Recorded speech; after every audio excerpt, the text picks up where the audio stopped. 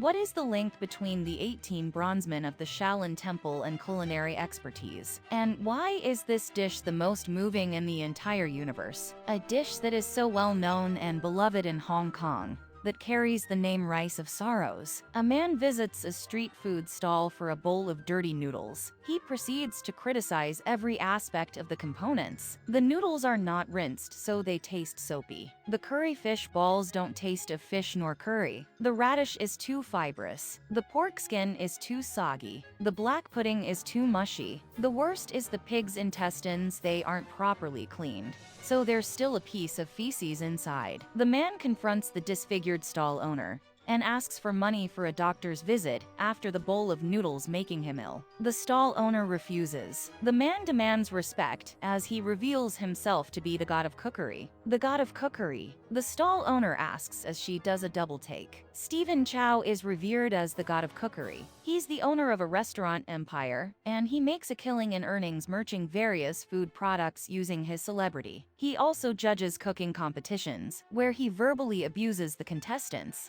and delights in demeaning them. At the top chefs of Hong Kong competition, Stephen critiques the contestants' efforts.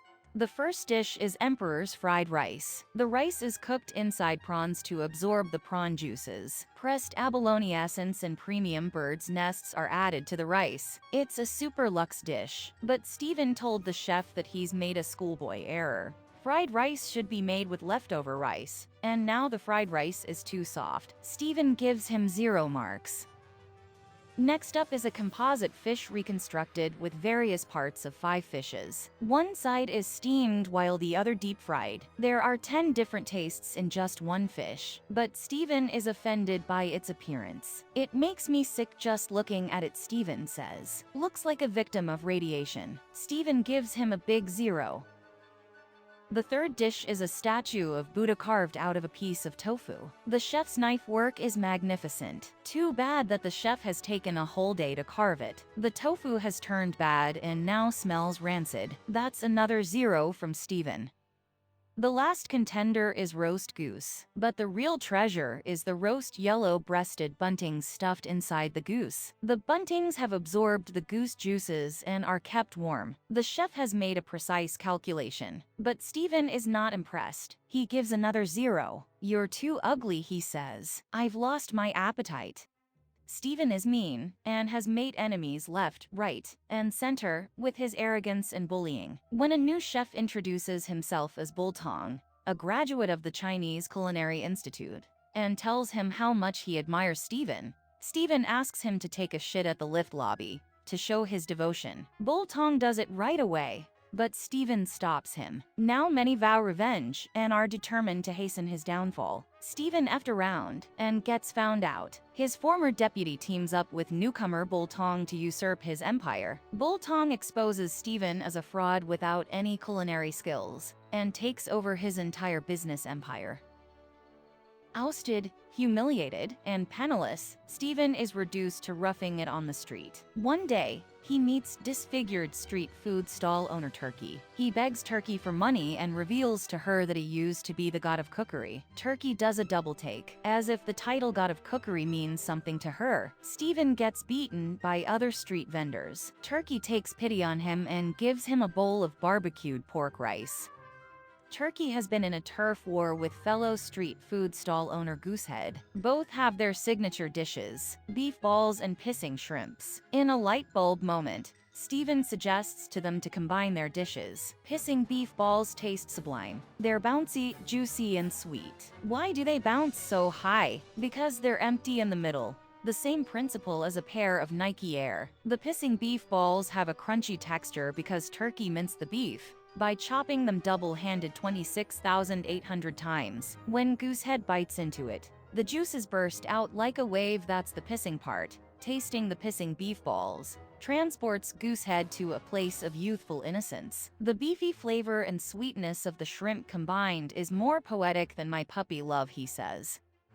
The pissing beef balls are a big hit. They've even become the miracle cure for anorexia. Even people with a difficult relationship with food cannot resist them. The street food vendors expand their business and build a popular brand. The grateful turkey and goosehead urge Steven to reclaim his lost title and business by actually learning how to cook. On the night before Steven is set to leave for the Chinese Culinary Institute, it is revealed that Turkey used to idolize Steven when he was the god of cookery. She became disfigured because a patron of her food cart ripped off a part of her poster of Steven to wipe his nose, and she fought him. She took a hit on her face, which left a long scar. That is why, when Steven told her he used to be the god of cookery, she had a moment of recognition. That is also why she's been so good to Steven. At this point of the retelling of the story, Turkey appears, looking all dressed up and acting coy. Steven is not impressed. He flees. Somewhere in China, Steven looks for the Chinese Culinary Institute. Out of nowhere, Turkey shows up. Steven tries to run away. The two of them get into an intense chase. When Turkey finally catches up with Steven, she asks him to draw a companion heart to her drawing of a heart, but Steven refuses. Turkey still loves Steven. That's why, when Bultong finds out about the success of pissing beef balls and sends his henchmen to kill Steven, Turkey takes a bullet for him. Steven disappears. Where is he? Is he dead? No. Steven is alive. A month later, at the New God of Cookery competition, Steven emerges with a full head of white hair. As it turns out, after the attempt on his life, he took refuge at the temple and befriended the head monk. The head monk now tells the story of Steven's stay at Shaolin Temple. Fleeing from the hitman, Steven rolled down a hill and ended up in Shaolin Temple. The head monk took care of the injured and unconscious Steven. Steven was stung by poisonous ivy, and the head monk helped to suck out the poison. Steven woke up and slapped the head monk away, refusing to let him suck out the poison. The head monk slid away. A junior monk told Steven that he has offended the head monk, as the head monk was very petty. The head monk flew in from nowhere and hit the junior monk. "I hate people badmouthing me behind my back," the head monk said. Steven was stunned. Steven tried to leave, but was stopped by the 18 Shaolin Bronzemen. He couldn't leave because he's offended the head monk. The 18 Shaolin Bronzemen gave Steven a good beating. The famed Chinese Culinary Institute is just the kitchen of the Shaolin Temple. In fact, this is where Steven's archnemesis Bultong received his cooking training. Since the head monk forbade Steven from leaving every time he tried to escape, he got his butt kicked by the 18 Shaolin Bronzemen. Steven learned the culinary arts at the kitchen of Shaolin Temple. He also became trained in combative arts during the scuffles with the Bronzemen. His cooking skills and kung fu prowess improved by leaps and bounds. Determined to better himself, spurred by his grief for Turkey, Steven persevered despite having his butt kicked by the 18 Bronzemen regularly. As the MasterChef-type cook-off kicks off, the judge disqualifies the other contestants one by one. The winner will be crowned the new god of cookery. Only Steven and Bultong are left. It's a cook-off of vengeance. They start by showing off their kung fu skills they've learned in the Shaolin Temple. Their knife skills and frying techniques are identical. Bultong attacks Steven with lightness skill,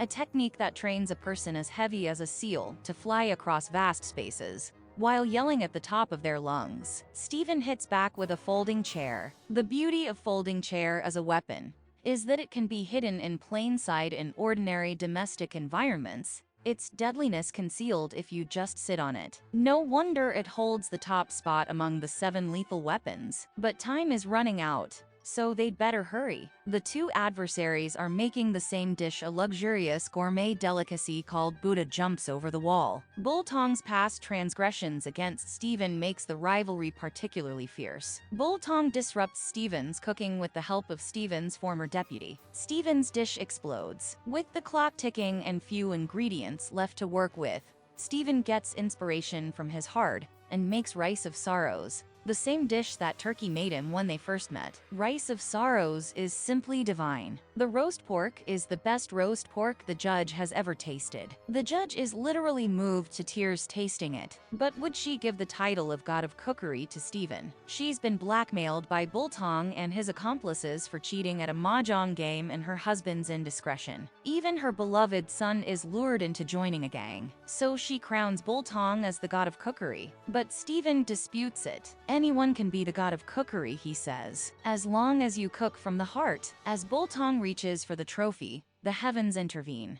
The goddess Guanyin reveals that Stephen used to be the kitchen god, who received the punishment of living as a mortal for violating heavenly laws. When he cooked the rice of sorrows from the heart, he moved the heavenly emperor. The heavenly emperor withdraws Stephen's punishment. Stephen's treacherous former deputy is turned into a dog, while Bultong finds a big hole in his body after Guanyin hit him with a beam of light. Stephen returns to the street stalls to celebrate Christmas with his friends. He finds that not only did Turkey survive the gunshot, but doctors also fixed her disfiguration. The film closes with the drawing Turkey gave to Stephen, who has completed the 2 hearts pierced by an arrow.